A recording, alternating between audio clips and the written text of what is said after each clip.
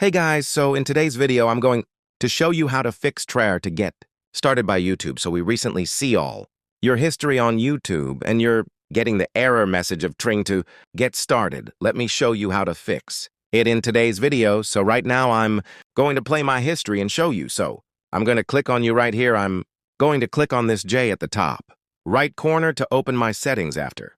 That, let's click on Manage All History. I'm going to clear all my history from this place. So let me click on Delete. I'm going to select Delete All.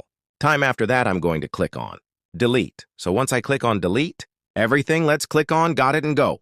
Back, so in my own page, let's refresh, and now you are going to see Try Searching to get started. So in order for you to fix this, you just have to watch few videos. So what YouTube does is that they going to suggest or recommend videos to you based on what you have watched before. So what you have to do is click on search and search for some videos. Just search for some videos.